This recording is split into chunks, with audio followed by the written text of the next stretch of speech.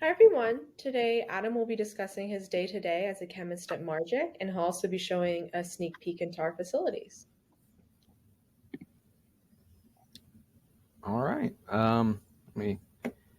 Yes, I will be playing a video. Sorry about that. There's a little bit of a slight delay actually bringing it up. Eva, is it visible? I just want to be sure before we Yep. begin. All right. Awesome. So, just a very brief sort of audio log to go along with the video here. My day typically starts around anywhere between 7 to 8 a.m. I always come in and check the calendar. That's one of my first priorities. The good thing about actually working here is that my day to day, I'm allowed to come into sort of a buffer period between 7 to 8 a.m., and I typically leave around 3 to 4, just the corresponding time, basically. Um, so my initial day starts with, of course, coffee. Um, I come in, I set up my laptop, I start scrolling through the various emails, LinkedIn messages, Slack messages, and sort of just start building my day. Um, if I have meetings, I'll go ahead and message people. And if not, then I'll start doing some literature review, as you just saw. That specifically was SciFinder N. Essentially, it lets me look through a catalog, rather, excuse me, of various types of chemicals, their associated reactions, references, potential suppliers. In fact, I actually found a very nice paper that I wanted to read. After that, depending on how the day goes, I may go set up a reaction, which is actually a rather involved process. One of the nearest sort of equivalents that I can do for a non chemist would be something akin to baking or cooking. As you can see here, I have my two different compounds, and essentially I start weighing them out, making sure that the measurements are quite precise. Because if I'm off, then potential byproducts will form that are just going to be more problematic. So going through this, I mean, as you can clearly see, it is very involved. This actually ends up taking up a good portion of time. I mean, typically our reactions are sort of set and forget, thankfully.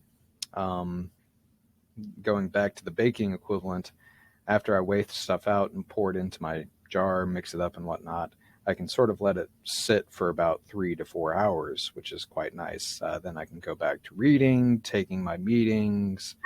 Um, if I have other projects similar to some things like we're doing in the packaging area or the bottling areas, I'll go ahead and try to tackle that. And in fact, in the background, it's kind of being hidden by my hand right now. Actually, I kind of regret not having a photo of that to go. But in the background, we actually have a Cricut machine that lets us do a bunch of like interesting sort of die cut tests.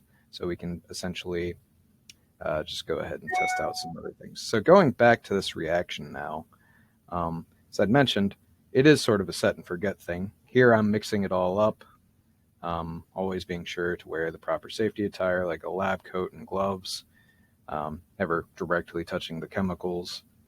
I also wear, of course, a respirator when need be. I wear safety goggles. You can't quite see them. Um, we wanted to try to showcase more of the chemistry here solely because, we started off as a chemistry company and it's still very near and dear to us. Once this has actually been successfully set up, I wanted to just kind of show some of the pretty highlighted colors that come here. So as you can see, it's sort of like this very thick paste being poured into this beaker. Mix it up, and it actually kind of looks sort of like a tan colored slime almost. And once I set the temperature and it starts heating up, I'll add a stir bar. That way, it's a little more liquid like in this state rather than a sort of viscous fluid. Um, So as we can see here, it does slowly start to change colors and eventually ultimately into this deep, deep dark green. For this reaction specifically, it will essentially crash out when we add it to water. So that's what you see here. and it's a very interesting reaction to watch take place. Um, and in just 1 second, we will actually, yeah, there's a really good angle for that. So what I did here was added water to the remaining viscous fluid there, and as you can see, there's just all this solid, nicely precipitating out. Um, oh, I thought I had a second office portion, but essentially, okay, essentially, I will go back and start my work in the office, take meetings, talk with people. Um, every once in a while, I'll hop on a call with Eva or Margaret, just to kind of get some planning out of the way. But essentially, that's more or less what my day realistically looks like. We do quite a bit of just literature reviews, which, you know, reading takes up a lot of time. Right. So Okay.